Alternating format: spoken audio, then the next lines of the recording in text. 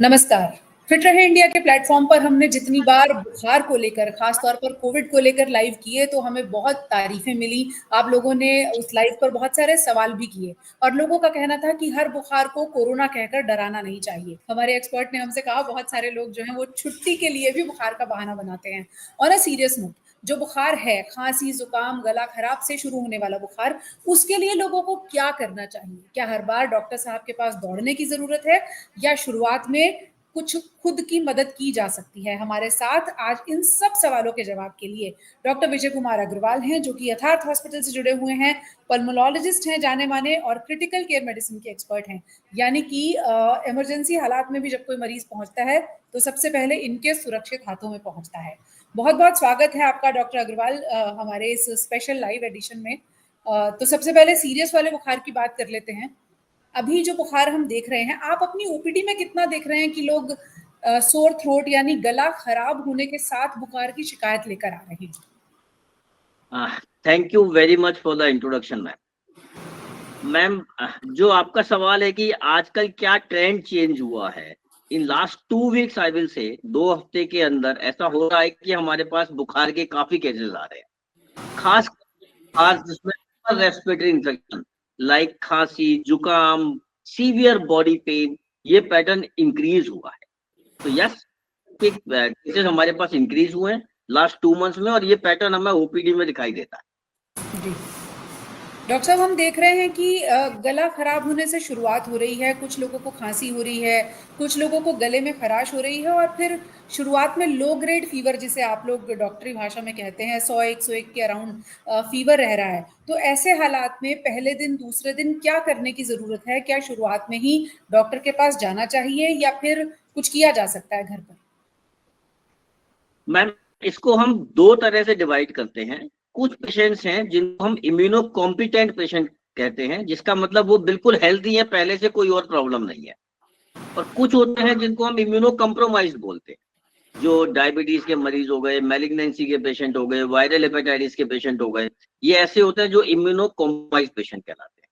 तो immuno competent patient में almost 85% 90% cases में माइल्ड फीवर होता है, 2 से 3 दिन परसिस्ट करता है, सिम्टोमेटिक ट्रीटमेंट काफी होता है, काफी अच्छा पानी पीना, रेस्ट करना, पैरासीटामोल लेना, अगर कोल्ड या कॉफ ज्यादा परेशान कर रहा हो तो कफ सिरप लेना या एंटीहिस्टामिनिक ट्रीटमेंट लेना। बट इन केस जहां पर कॉम्प्लिकेशंस मेरे सामने दिख रहे हैं, फॉर एग्जांपल केवल एक खांसी जुकाम ना होकर के मुझे चेस्ट पेन हो रहा है, मेरी खांसी के साथ में बलगम आने में लग रहा है, मुझे ब्रीदिंग प्रॉब्लम हो रहा है, ये ऐसे अलार्मिंग सिम्टम्स हैं जिस आपको तुरंत डॉक्टर को दिखाने का जरूरत है।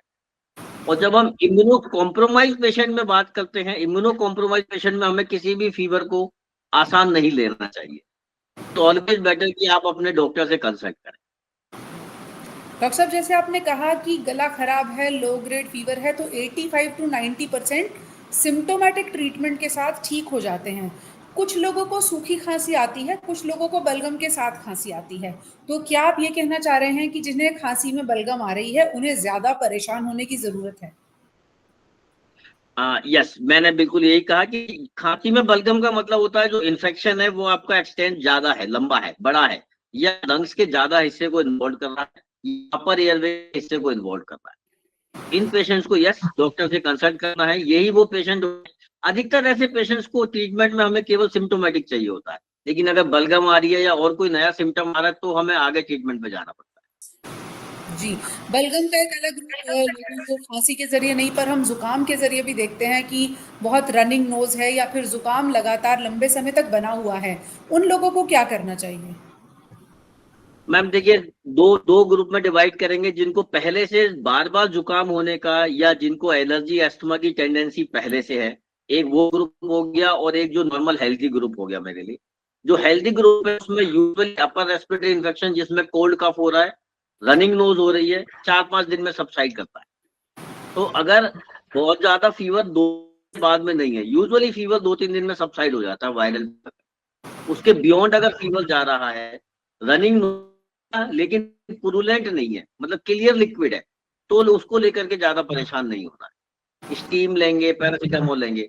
लेकिन अगर क्लियर लिक्विड नहीं है, इसमें पुरुलेंसी है, कलर चेंज हो रहा है, कंसिस्टेंसी चेंज हो रही है, ज्यादा थिक हो रहा है, उस कंडीशन में हमें एंटीबायोटिक्स का जरूरत पड़ सकता है।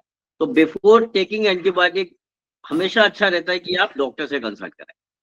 जी, एंटीबायोटिक के ज़िक्र पर आते हैं हम। आपने जैसे छेड़ा है एंटीबायोटिक का ज़िक्र कि अगर रनिंग नोज़ है और वो थिक हो रहा है म्यूकस या फिर उसका कलर चेंज हो रहा है तो एंटीबायोटिक्स की ज़रूरत पड़ सकती है, लेकिन वो डॉक्टर डिसाइड करेंगे। ऐसे ही मैं इस सवाल को वापस खांसी की तरफ ले जाती हूँ। अगर बलगम आ रही है तो क्या एंटीबायोटिक्स देनी पड़ सकती हैं पेशेंट को? मैम देखिए, हर खांसी या हर बलगम को एंटीबायोटिक का जरूरत नहीं होता। मैंने जैसे कहा कि उसके कलर कंसिस्टेंसी देखने का जरूरत है।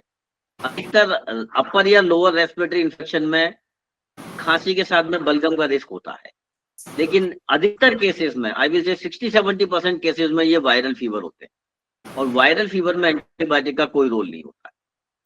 बैक्टीरियल जो फीवर होते हैं उसमें अधिकतर आपके पास जो कलर कंसिस्टेंसी है, बलगम गंदे रंग का होने लग जाएगा, पीला या मटमैले रंग का होने लग जाएगा, चेस्ट में पेन होने लग जाएगा, जब हम सुबह सो के उठते हैं उस समय ज्यादा बलगम आने लग जाएगा, या रात को आप सो नहीं पा रहे हो। ये कंडीशंस हैं जहां हमें एंटीबायोटिक्स के लिए डिस्कस करना होता है। तो ओके। जहाँ रनिंग नोज की बात है, ऑब्वियसली मैंने बताया ऑलमोस्ट 80-90% केसेस में केवल कॉमन कोल्ड प्रेजेंटेशन है, रनिंग नोज है, वायरल होगा, आपको जरूरत नहीं है एंटीबायोटिक्स का। तो एंटीबायोटिक्स को बहुत केयरफुली यूज करना है। एक बड़ा ये सवाल है कि कई बार केमिस्ट भी लिख देते हैं ये वाली एंटीबायोटिक खा लो, बुखार जल्दी ठीक हो जाएगा। और कई बार जो पेशेंट होता है उसको भी ये लगता है पिछली बार मैंने एंटीबायोटिक खाई थी, मेरा बुखार ठीक हो गया था, तो इस बार भी खा लेता हूँ। तो ये क्या प्लेसिबो है कि ऐसा लगता है मरीज को, या वाकई एंटीबायोटिक वायरल बुखार में भी कोई चमत्कार कर देती है? मैम देखो, एंटीबायोटिक्स वायरल में कोई रोल नहीं है, ये बिल्कुल क्लियर है। जी। एक्सेप्ट कुछ मैक्रोलाइड ग्रुप की एक दो एंटीबायोटिक्स होती है हमारे पास, क्लैरिप्रोमाइसिन वगैरह, जो to some extent they works in viral, hmm. Otherwise 99% they do not work in viral infection, बिल्कुल नहीं करते। तो कोई केमिस्ट दे रहा है या प्रीवियस प्रेस्क्रिप्शन के बेस पे आप ले रहे हैं, दैट इज नॉट गुड, बिल्कुल गलत है। दूसरा, हमें ये नहीं भूलना चाहिए कि अगर हम अननेसेसरी एंटीबायोटिक यूज करेंगे तो वो हमारे बॉडी के नॉर्मल बैक्टीरियल फ्लोरा को चेंज करेगा। दूसरा, एक ड्रग रेजिस्टेंस बहुत कॉमन चीज है। अगर आप बार एंटीबायोटिक्स को यूज करते हैं तो जो बैक्टीरिया होता है वो रेजिस्टेंस हो जाता है एंटीबायोटिक के अगेंस्ट। नेक्स्ट टाइम जब आपको एक्चुअल में एंटीबायोटिक की जरूरत पड़ेगी वो काम नहीं करेगा। तो बिल्कुल। प्लीज एंटीबायोटिक बिना डॉक्टर के प्रेस्क्रिप्शन के ना लें। पहली बात तो डॉक्टर की प्रिस्क्रिप्शन होनी चाहिए, वो आपके लिए होनी चाहिए, आपकी पुरानी प्रिस्क्रिप्शन नहीं होनी चाहिए। डॉक्टर अग्रवाल, हम तो यहाँ तक प्रैक्टिस देखते हैं कि कोई अड़ोसी पड़ोसी रिश्तेदार भी बता देता है कि मैंने ये दवा लिखवाई थी डॉक्टर साहब से, मैं ठीक हो गया या हो गई, तुम भी खा लो, तुम भी ठीक हो जाओगी। ये प्रैक्टिस को आप किस तरह से देखते हैं? मैम देखो, हिंदुस्तान भाईचारे का देश है। प्रिस्क्रिप्शन में भाईचारा। और लोग प्रेस्क्रिप्शन में भाईचारा लगाते हैं, लेकिन जी। जब हम मेडिकल साइंस की बात करते हैं, हमारे लिए दो पेशेंट बिल्कुल अलग है। चाहे वो दो जुड़वा बना हो, वो भी बिल्कुल अलग है। बॉडी की फिजियोलॉजी हर बंदे की अलग होती है, डिजीज की सीवियरिटी इंडेक्स हर पेशेंट का अलग होता है। तो कभी भी किसी और के यूज किए हुए नुस्खे को अपने ऊपर यूज करना वो जस्टिफाइड बिल्कुल नहीं है। हर मान लो एक पेशेंट है जिसका एज 40 है, दूसरा पेशेंट है उसका भी एज 40 है, लेकिन एक पेशेंट है जो इम्यूनो कम्प्रोमाइज है, उसको पता नहीं है कि वो डायबिटिक है, या हो सकता है वो डायबिटीज की दवाई लेता हो। अब सिनेरियो चेंज हो गया मेरे लिए।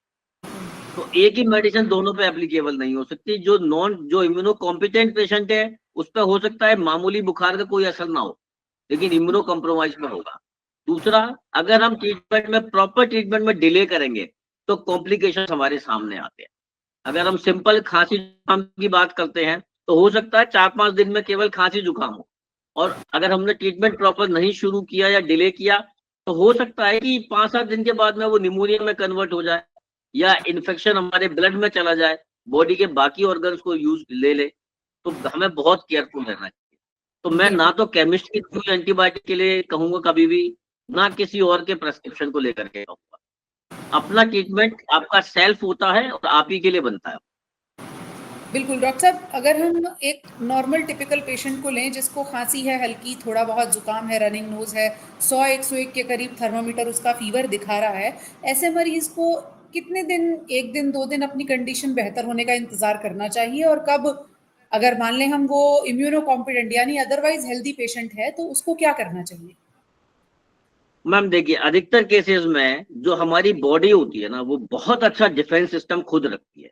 जी। कोई भी वायरल या इनिशियल बैक्टीरियल इन्फेक्शन होता है, बॉडी उसको कंट्रोल करने की पावर। अगर 3 से 4 दिन में आपके सिम्टम्स कंट्रोल हो रहे हैं विथ सिम्टोमेटिक ट्रीटमेंट, बुखार है पैरासीटामोल ले लिया, या जुकाम खांसी हो रहा है कफ सिरप या एंटीस्टामिनिक ले ली, और आपको कोई सेकेंडरी सिम्टम्स नहीं है जिनको अर्ली वार्निंग सिम्टम बोलते हैं, जैसा मैंने बताया, चेस्ट पेन, बलगम में खून आना, बलगम का रंग बदलना, हाई ग्रेड फीवर होना, ऑल्टर्ड सेंसोरियम, आपको ऐसा लगता है कि आप अपने आप को कॉन्सेंट्रेट नहीं कर पा रहे हो, ऐसे कॉम्प्लिकेशन अगर नहीं है तो 3 से 4 दिन वेट करना है।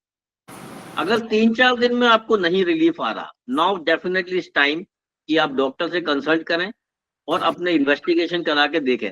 सपोज एक खांसी है, हमें पता है कि अगर किसी को 2 से 3 हफ्ते खांसी चल रही है, वो टीबी भी हो सकता है। केवल ये मान लेना कि मैंने 2-3 मैं अपने आप दवाई ले लूंगा और मैं केमिस्ट से दवाई ले लूंगा, दैट इज नॉट जस्टिफाइड। आप जितना जल्दी डायग्नोसिस करेंगे, आपकी बीमारी बढ़ेगी एज वेल एज आप लोगों को स्प्रेड करेंगे। तो 3-4 दिन वेट करो सिम्टोमेटिक ट्रीटमेंट पे।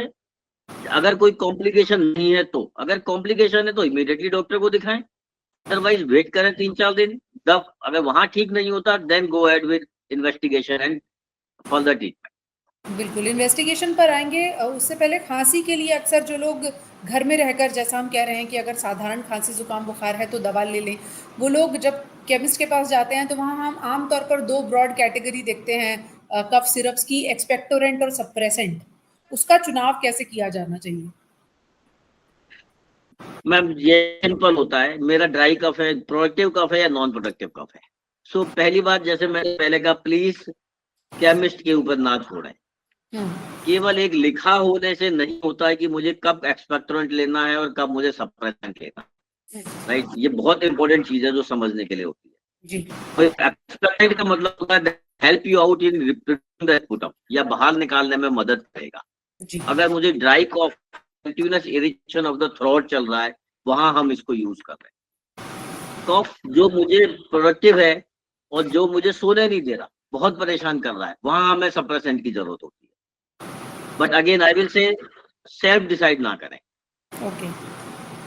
क्या ज़ुकाम बुखार में एंटी एलर्जिक दवाओं का रोल होता है? क्या उन्हें लेना चाहिए पैरासिटामोल के साथ, या सिर्फ पैरासिटामोल काफ़ी होती है अगर 100-101 लो ग्रेड फीवर है तो?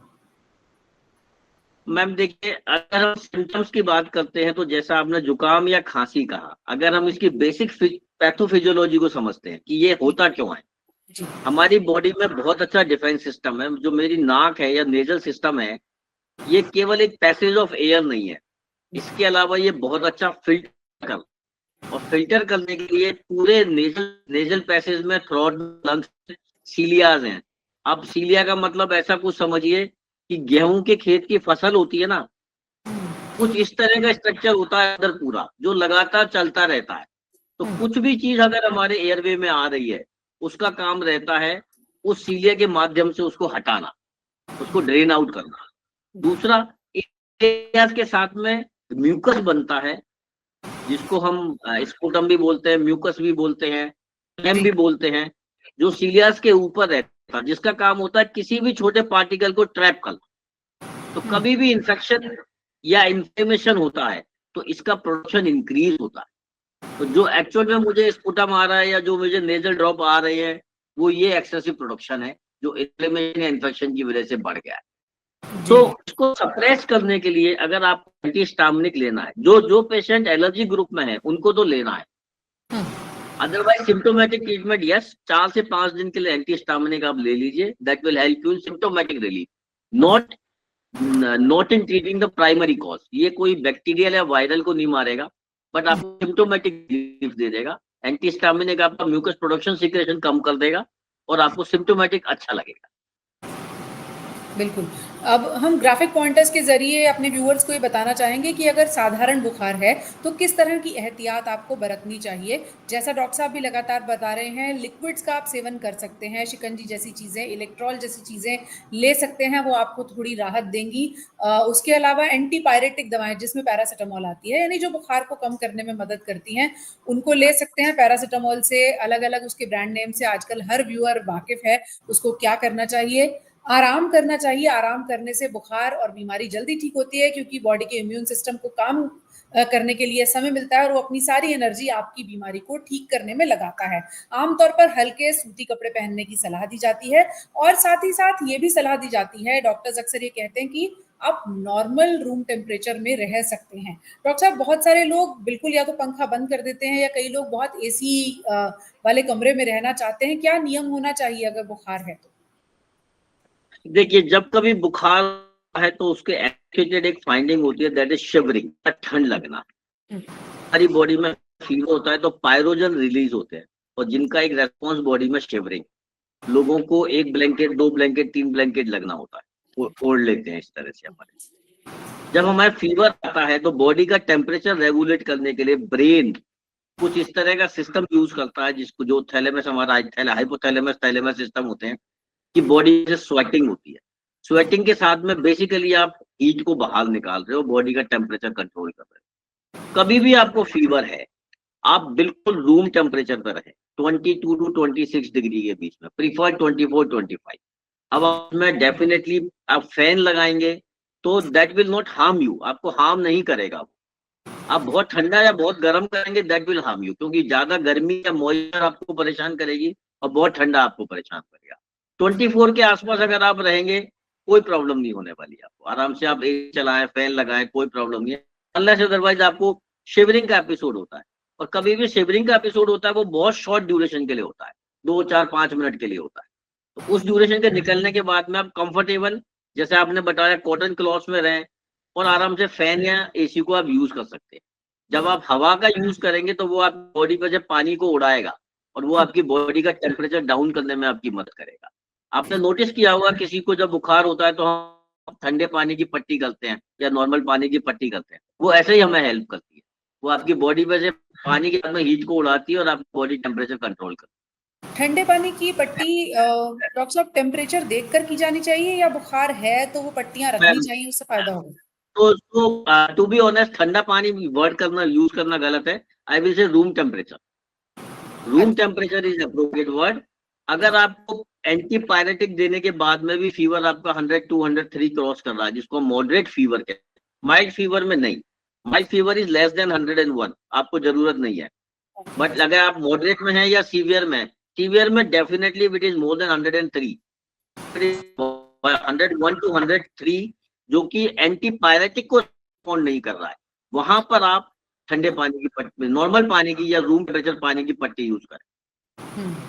यानी अगर 102, 103 आपका बुखार पार हो रहा है, बुखार की दवा से भी राहत नहीं हो रही है, तब रूम टेम्परेचर पर जो पानी की पट्टियां लोग कॉटन के क्लॉथ को यूज करते हैं, रुमाल से बनाकर रखते हैं, उनसे फायदा हो सकता है। इस वक्त मौसमी बुखार के केसेस इतने ज्यादा फैले हुए हैं कि हाल ही में स्वास्थ्य मंत्रालय ने भी ministry of health and family welfare के इंस्टाग्राम हैंडल से, यूट्यूब के जरिए एक पॉइंटर बनाया है जो आप लोगों को मदद कर सकता है कि अगर सीजनल फ्लू यानी मौसमी बुखार है आपको, तो उसमें आपको क्या करना चाहिए। स्वास्थ्य मंत्रालय ये सलाह दे रहा है कि आपको मास्क लगा कर रखना चाहिए, घर पर रहना चाहिए। लोगों को आमतौर पर मास्क लगाने की सलाह जब दी जाती है तो लोग कहते हैं हमें कोरोना तो नहीं है, फिर हम मास्क क्यों लगाएं।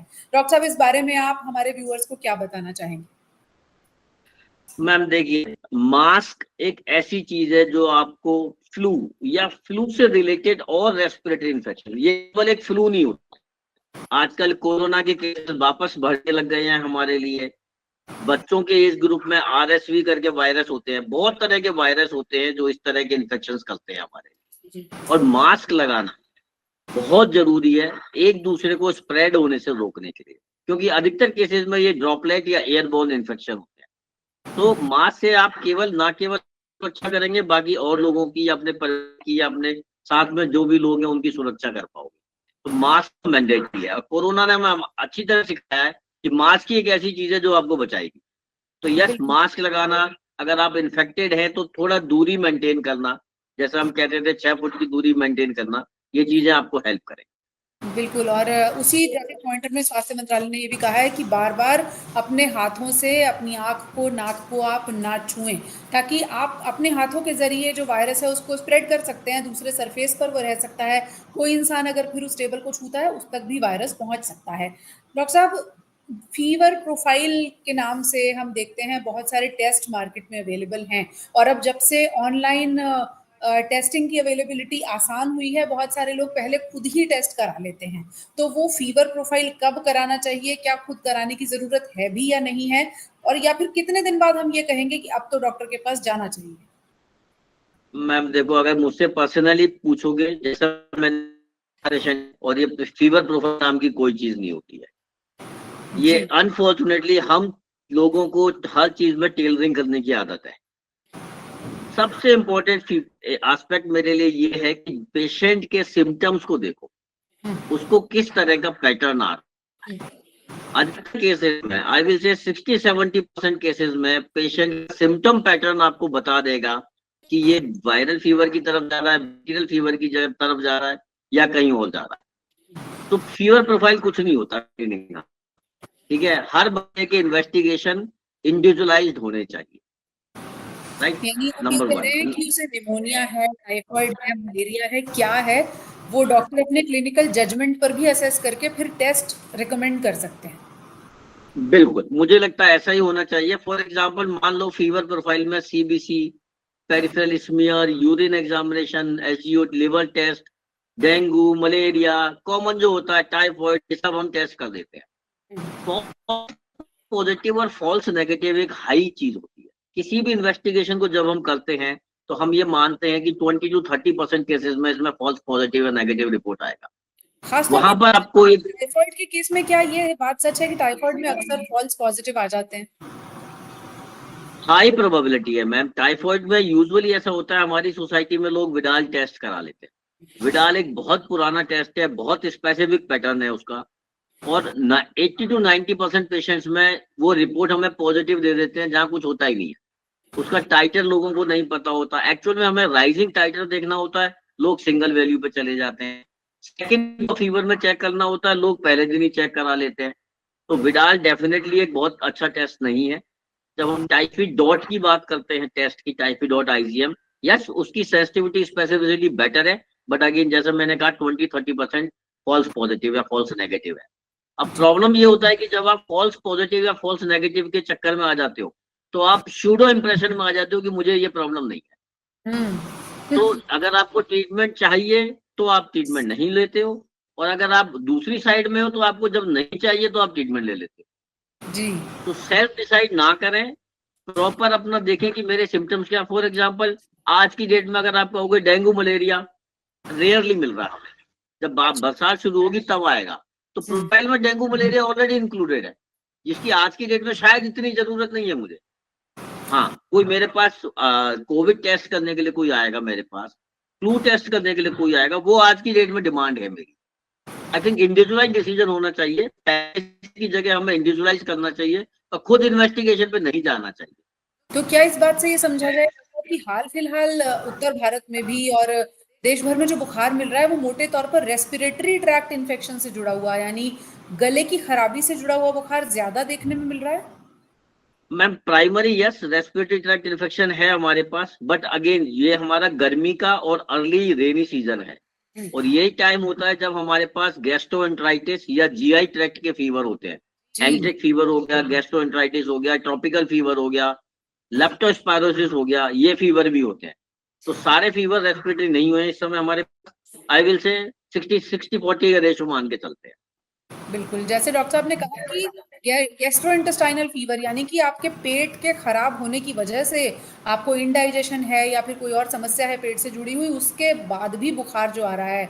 अब रेनी सीजन आ रहा है डॉक्टर साहब, और ऐसे में ये गैस्ट्रोइंटेस्टाइनल प्रॉब्लम यानी पेट से जुड़ी हुई समस्याएं बढ़ेंगी आने वाले समय में। आप क्या सलाह देंगे हमारे व्यूअर्स को कि क्या गलतियां उन्हें नहीं करनी चाहिए जिससे वो अपने गैस्ट्रिक इश्यूज को से बच सकें? मैम देखिए, जितने हमारे जीआई रिलेटेड इन्फेक्शंस होते हैं उनका फीको ओरल रूट होता है। और हम लोगों को स्ट्रीट फूड खाने की बहुत ज्यादा आदत है। सो माई क्लियर सजेशन इज, अगर आप स्ट्रीट फूड के शौकीन हैं तो प्लीज प्रॉपर हाइजीन के साथ में खाइए। बहुत जरूरी है, ये ध्यान रखें कि आप कहीं से भी गली में से उठा करके किसी चीज को ना खाएं। दूसरा इम्पोर्टेंट है कि जिनको अनकुक्ड फूड खाना है, खास करके इस सीजन में हम बहुत सारे फ्रूट्स लेते हैं, खरबूजा हो गया, तरबूजा हो गया, इस तरह के हम फ्रूट्स बहुत खाते हैं। और फ्रूट्स को खाने से पहले अगर आप प्रॉपरली नहीं करोगे, अधिकतर ये फ्रूट्स होते हैं वो खेतों में से या फील्ड में से डायरेक्ट आते हैं आपके पास। और हिंदुस्तान में अभी भी खेतों को टॉयलेट के लिए बहुत यूज किया जाता है। तो पिको ओरल रूट जो होता है उसको बचाने का सबसे इम्पोर्टेंट एस्पेक्ट वो है हाइजीन। अगर आप अनकुक्ड चीजों को ले रहे हैं तो उनको प्रॉपरली क्लीन करो। और अगर आप कुक्ड फूड भी ले रहे हैं तो उसको प्लीज देख के लें कि इसमें हाइजीन मेंटेन हुई है या नहीं। बिल्कुल, हाइजीन, हैंड हाइजीन से लेकर खाने पीने तक की हाइजीन, खास तौर पर जब मॉनसून का सीज़न आ रहा हो तब और ज़्यादा ज़रूरी हो जाती है। अभी वायरल फीवर देखने में मिल रहा है, जैसे डॉक्टर साहब आगाह कर रहे हैं कि जब मॉनसून आएगा तो डेंगू, मलेरिया, इन्फेक्शियस बीमारियां ये बढ़ने लगती हैं और फिर अभी ऑलरेडी इतना बुखार फैला हुआ है, वो और ज़्यादा फैल सकता है, लेकिन आपकी एहतियात आपको बुखार से बचा सकती है। अब डॉक्टर साहब जून का महीना है, आपने ही सजेस्ट किया कि लोग छुट्टी के नाम पर भी बुखार का बहाना लेकर छुट्टी के लिए जाते हैं। वो छुट्टी वाले बुखार को पहचानने का भी कोई तरीका है क्या डॉक्टर के पास? मैम देखिए, दो चीजें हैं। ये बात बिल्कुल ठीक है कि जून के महीने में बहुत सारे लोगों को ऑफिस से छुट्टी चाहिए होती है और ये बुखार एक कॉमन बहाना है जिसको लोग लगाते हैं। सो देखिए, मैं ये मानता हूँ कि आज की भागती दौड़ती जिंदगी में है ना, अगर किसी को 2 दिन रेस्ट करने के लिए चाहिए तो उसको दे दिए जाए। ये बात आपने व्यूअर्स के मन की कही है। वैसे आमतौर पर हमारे ऑफिसेज में बॉसेस ऐसा सोचते हैं कि अगर किसी को फ्राइडे को बुखार है और उसकी सैटरडे संडे छुट्टी है, तो भले ही उसको जेन्युइन बुखार हो, एक बार बॉस को शक जरूर होता है कि फ्राइडे को किसको बुखार होता है। उसी को होता है जैसे 2 दिन की छुट्टी के साथ अपनी एक छुट्टी जोड़नी होती है। लेकिन हम आपसे यही कहेंगे कि अपनी सेहत का ख्याल रखिए। आने वाला सीजन बुखार को बढ़ाने ही वाला है, क्योंकि मॉनसून लगभग देश में आ ही चुका है। यहाँ भी उत्तर भारत में भी, दिल्ली में भी अर्ली मॉनसून रेनी सीजन आ चुका है। तो ऐसे में बुखार के केसेस बढ़ेंगे, लेकिन आपकी एहतियात, हाइजीन, आराम, लिक्विड्स पर्याप्त लेना, सूती कपड़ों में रहना और जानबूझकर ऐसी कोई गलती ना करना जैसे कि बाहर का खाना, अनहाइजीनिक खाना या फिर बुखार होने पर भी मास्क ना लगाना, आराम ना करना, ये मुसीबतों को दावत दे सकता है, आपके घर के और लोगों को भी चपेट में ला सकता है। बहुत बहुत शुक्रिया डॉक्टर साहब हमसे जुड़ने के लिए। कोई सवाल हो तो आप कमेंट सेक्शन में जरूर छोड़िएगा, डॉक्टर अग्रवाल के जरिए हम उनका जवाब भी आप तक पहुंचाने की कोशिश करेंगे। Thank you so much sir. लोगों का बुखार कुछ कम जरूर हुआ होगा। Thank you very much ma'am.